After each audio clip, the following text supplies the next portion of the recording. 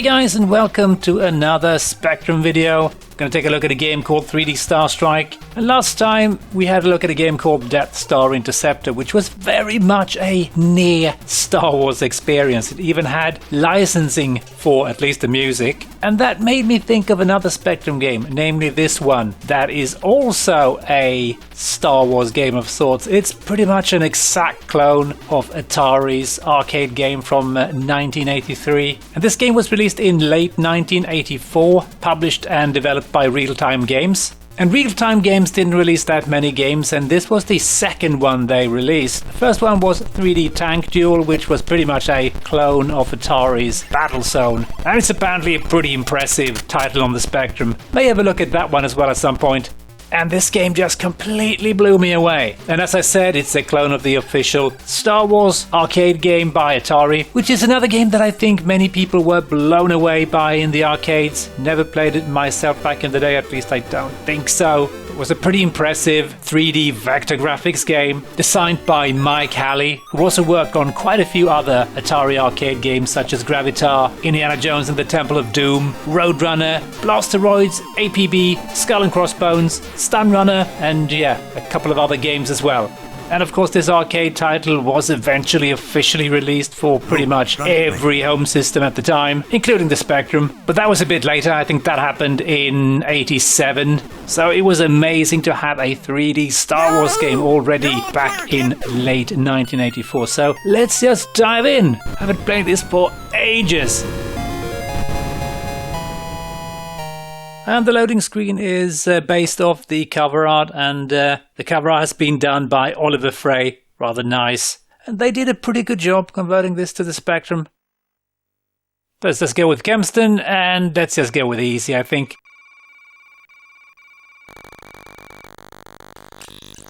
And as you can see, this is very much like the Star Wars arcade game. These things may not look exactly like TIE fighters, but, you know, it's again, a near TIE fighter experience or a near Star Wars experience. And everything else is quite similar. These bunch of circles that comes to attack us, which is the projectiles from the TIE fighters. And as you can see, this runs pretty damn smooth. I mean, for a Spectrum, back in late 1984, which was, you know, pretty early days. This was before Starglider on the Spectrum, and Elite, I think, was released in... Was that released in 85? I think so. So this was pretty mind-boggling. This runs really nice. And I mean, yeah, these days the frame rate is pretty borderline awful. But back in the early half of the 80s, this was pretty impressive for a poor Spectrum. And I don't think this got a Commodore 64 release, because the Commodore 64 certainly had some issues to get 3D vector games running smoothly. It was much better at handling pixels, you know, sprites and such. So I think this was only converted to the Amstrad and also the Einstein, I think. And here we are in the trench section, and everything is pretty nice and simple, and things does heat up, as I remember it. There's going to be more obstacles, and they're going to look slightly different as well, I think. I think it's quite similar to the arcade game, to be honest. So it's nothing too revolutionary. Might be some new ideas, who knows. But I think we're going to be facing off against the evil reactor port soon enough. And of course, it's slightly different than it is in the arcade. We get to blast two...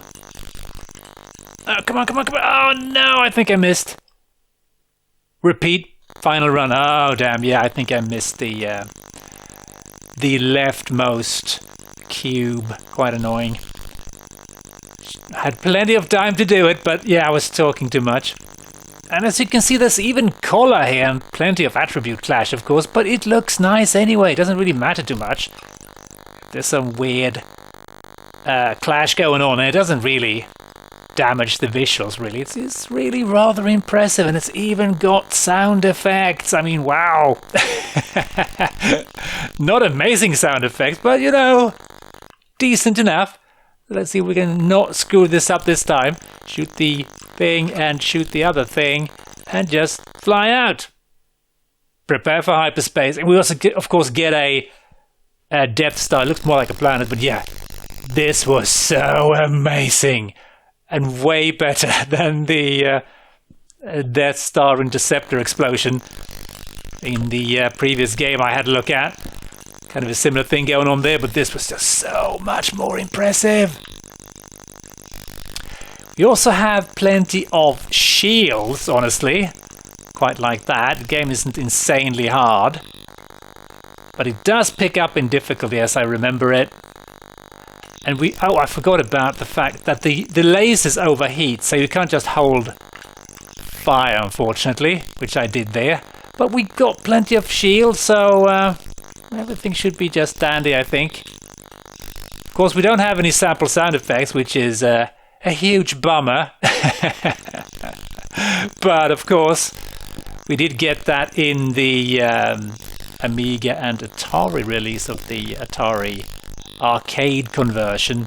Yeah, that was published in, I think, 87. Yeah, on the ST and the Amiga and every other system.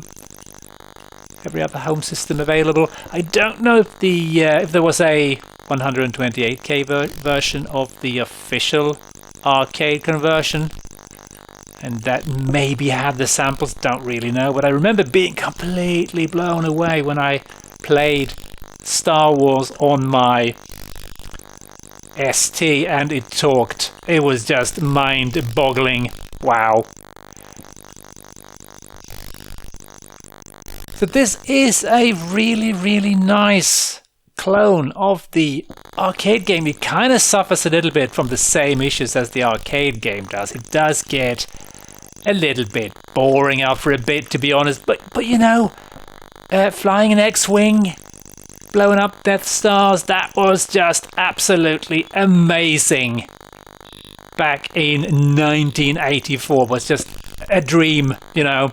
After seeing the Star Wars films and just dreaming of being able to play Star Wars, the proper game, and actually fly around in the Death Star and blow it up, that was just an amazing dream.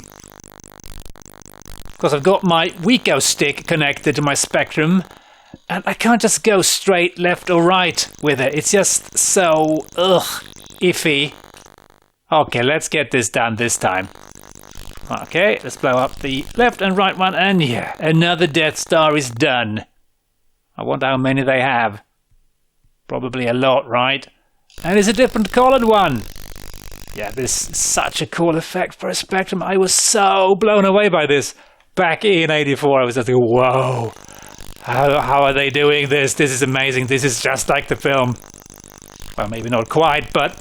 And yeah, the arcade game did get a bit boring as well. I kind of was a little bit disappointed with it when I played it on my ST. It was quite quickly got very repetitive. So I would usually just load up the game to listen to the sampled voices because that was amazing. The game, well, yeah, a bit repetitive. As you can see, it's picking up in difficulty a bit. Lost a lot of my shields here because I'm not paying attention really. Let's see if we can initiate another trench run. As you can see, things are starting to look a little bit different here. Gets a lot trickier to navigate around this. Oh my god, it just gets a bit confusing. But still, the frame rate is pretty decent. It really is. I think you get vertical pylons as well. It gets into your way. Later on. Don't really remember. Okay, let's see if I can avoid screwing this up this time. There we go. Much better. And boom goes another Death Star. Oh, the joy. I think eventually it's just a very good idea to focus on the projectiles and not care so much about the TIE fighters. Because, yeah, it does get quite tricky, I think. If I remember correctly, I don't remember how far I got in the game back in the day, but I did play it a fair amount because I was blown away. Wow, you can see the projectiles gets hideously fast here. I don't think there's any real variation on this stage. You just fly across the Death Star, blasting the towers and the projectiles. Oh god. But if I can make it to the trench, I think you're going to discover that there are some new things going on there at least. Well, no, that didn't quite happen. Game over. Yeah, I think I'm going to call it quits because there really isn't too much else to see in this game, but it is really an awesome little Spectrum game. So, let's have a look at a couple of reviews before we end, shall we? Sinclair users John Gilbert gave the game a 7 out of 10 and he wrote, "If 3D Starstrike had been brought onto the market a year ago, it might have taken it by storm. Unfortunately, it combines elements of other turkeys such as Terrahawks. That is a bad selling point, especially since success is usually gauged by originality or programming prowess." So he was a bit harsh, I suppose. I was a bit more impressed than that for sure. Computer and Video Game was certainly more impressed and they gave the game almost 10 out of 10, except in the sound department. And they wrote, "If you ever wanted one of those Star Wars arcade games at home, then you'll love Starstrike. It's a brilliant game, destined to become a classic, and a Computer and Video Games Hall of Fame game."